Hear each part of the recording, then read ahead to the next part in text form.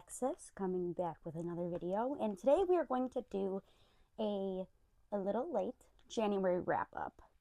So I read 13 books in January, and I think I DNF'd one book, and then I'm still reading one book from January. So let's go through them all. The first book that I read in 2025 is Listen for the Lie by Amy Tintera. I believe I got that for Book of the Month. And if I did, I don't know where I put it. I'm going to put it on the screen, okay? But I give this one a 3 out of 5. This is a classic whodunit style mystery thriller. At times, the main character really bothered me. I feel like she made a lot of decisions that just didn't feel necessary for the mystery that was going on. And it kind of got a little annoying. And I think that's why I gave it 3 and maybe not 4. The second book that I read is Lady Macbeth by Ava Reid. Now, the cover of this book gets 5 out of 5. The book itself gets a 3.5 out of 5. I wouldn't necessarily say that this is a Macbeth retelling. However, I really enjoyed Ava Reid's writing. I enjoyed the atmosphere that she created in this book.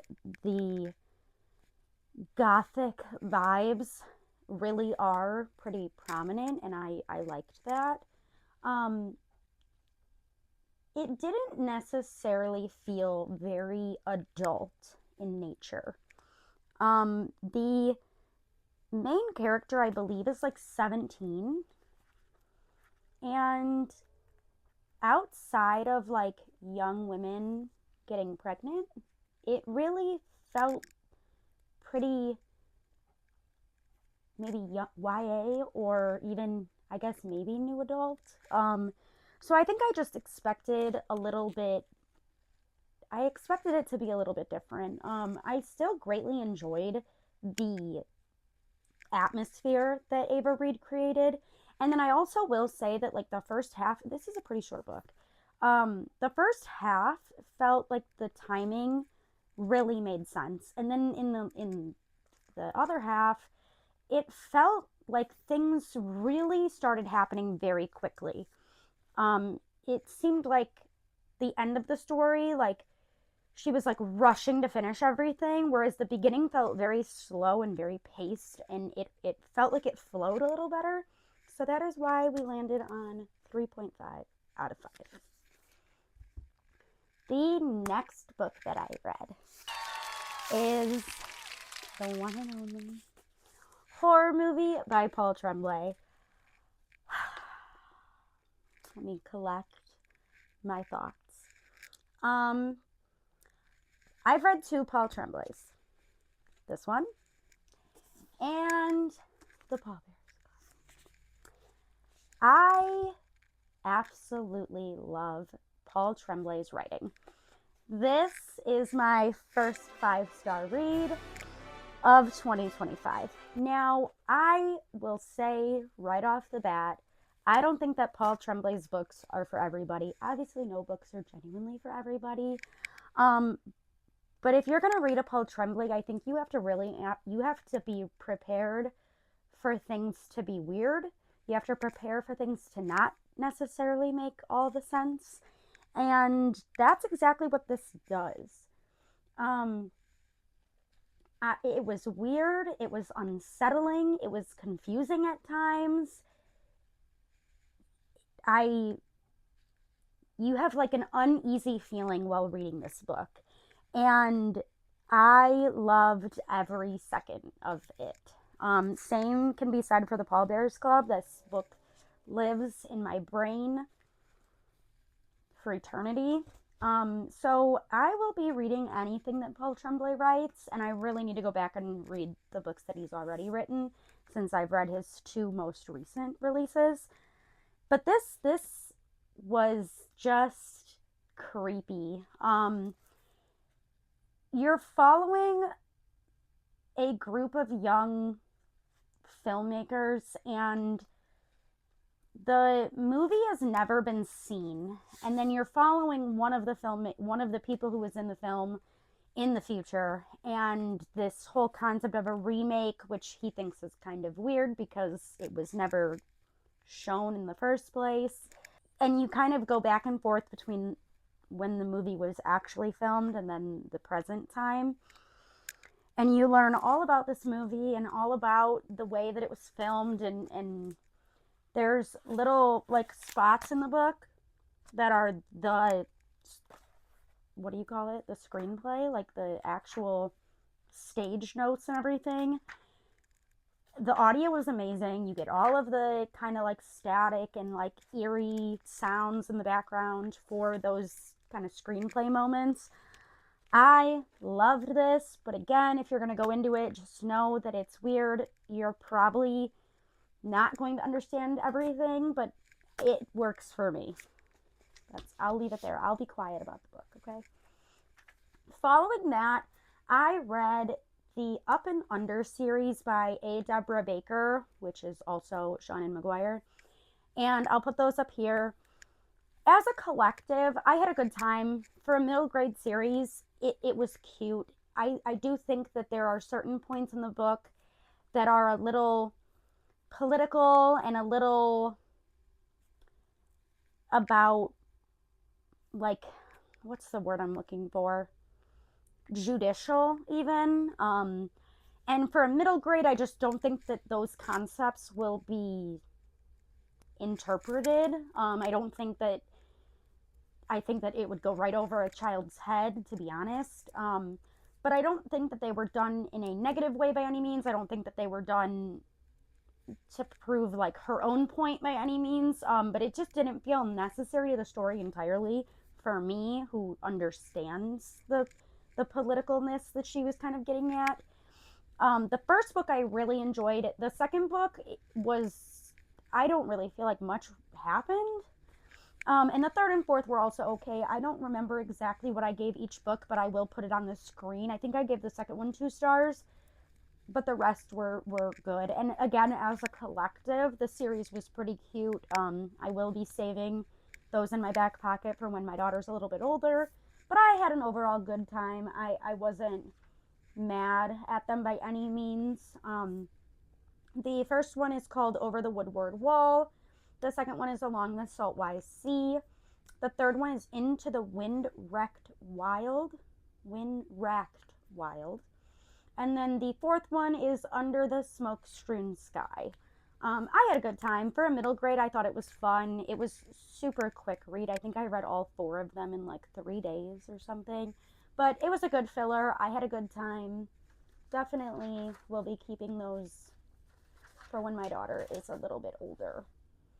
And following that, I read Hillbilly Elegy by J.D. Vance. I kind of got it in my head that I want to read more nonfiction, more memoirs, biographies, and this really felt like a great place to start. Rating memoirs is really hard because, like, who are we to rate your reality, basically? But I really enjoyed this. I think that the writing and the way that it was told and the purpose that he wrote the book for, that you feel all of it, and like he does it well. I think that J.D. Vance is a very great speaker, and I believe that shows in his writing as well. So I had a great time. I thought it was great. Following that, I reread Fourth Wing and Iron Flame. Obviously, so that I could read Onyx Storm.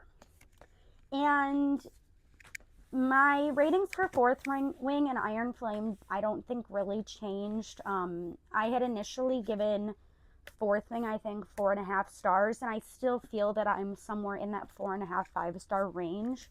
And Iron Flame, I think I'm a little bit of the,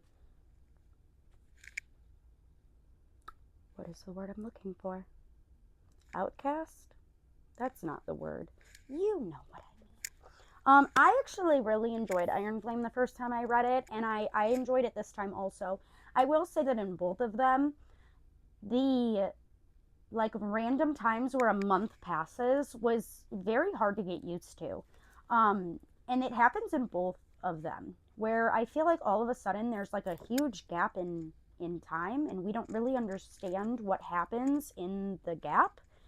So that was weird. And the second time reading them, I do felt like it got better. I didn't feel as like they were as sporadic, I guess. I don't know, but it did get better. And then I read Onyx Storm, and I think I've settled on 3.5, 3.75. I don't know. Obviously, if you don't know what this is about or what, I'm sure you know what I'm talking about. Okay. Okay. But I enjoyed this, but it certainly didn't feel as intense, or I don't even know what word I need here. It kind of felt like a filler. And obviously we're getting more books when we don't know. But it did kind of feel like a filler. And the fact that it's shorter than Iron Flame was a little disappointing for me. Yeah, that's all I got. It 3.5, 3.75, somewhere in there. After that, I read one of my Book of the Month books. Actually, one of my friends' Book of the Month books. I borrowed it. And that's Madwoman by Chelsea Beaker? Beaker. I think it's Beaker. And I honestly had really high hopes for this book. It as soon as I started it, like the first couple of pages, I was like, wow, this is going to be really good. Like, there's some lines in here that are just hard hitting. And that kind of stopped after like 10 pages. I ended up giving this 2.75. And honestly, it just felt like a book I've read before. And that probably doesn't make sense, because like this could still be a great book even if it feels like something you've read before. Like, that happens. Like, mystery thrillers can have the same tropes and still be good mystery thrillers. And I don't know what it was about this one, but I kept thinking that it felt like a book I've read before, but I can't pinpoint what book. And I literally sat here like staring at my shelves, because I was like, I know I own it. I want to say it's a Simone St. James book, but I can't pinpoint what book it is. It kind of just felt predictable. Like, at some point, I just found myself really not caring what happened. The main character felt repetitive at times. I think that I had higher expectations than I maybe should have, and this just didn't do it for me. I'm glad it was kind of a quick read, but it just wasn't what I hoped it would be. And the last book that I read in January is The House of My Mother, A Daughter's Quest for Freedom by Sherry Frankie. Now, I do own this book. I also got it from Book of the Month, but my mom's reading it, so I don't know where she put it. And I enjoyed this. Again, writing memoirs, I think it's kind of hard. I don't think that we really gain anything from this book that we haven't already learned from the media coverage of the Frankie Hildebrandt situation. But it was very interesting hearing it from Sherry's point of view. There are maybe bits and pieces that we didn't understand from the media, or it was skewed in the media, and hearing it from Sherry kind of clears it up. Either way, what a heartbreaking situation, and I am happy that I read the book. So that is the 13 books that I read, and the only one that I DNF'd one, and I want to say it's called Craft something. I'll put it on the screen. I would say it's a pretty soft DNF. I think that I may go back to it. I believe it was a collection of short stories, and it had something to do with the devil. That's very vague, isn't it? I read like, I don't know, maybe 20 or 30 pages, and I just was not vibing with it in the moment. Mood reader problems, and we put it down. And then the very first book that I started this year was actually Wicked, and I'm like 130 pages in, and I'm 130 pages in still. I don't know why, but picking that book up kind of feels like a lot of work. It's a very, it is not what the movies are. So it just, you have to really think about it, or at least I'm really thinking about it, and I'm annotating it too, like highlighting things and tabbing and all of that. So it just is a little, it's going to take me a little longer to get through it. So hopefully you will see that one in my February wrap up. And if not, we're just not going to talk about it, okay? Okay. I'll get there at some point. That is my January wrap up. So if you have read any of the books that I talked about here, please tell me what you thought of them. Tell me what your favorites were. Tell me if any of these are on your TBR. Tell me how many books you read in January. Tell me something in the comments about your January or my January, and I will see you in the next video. Bye!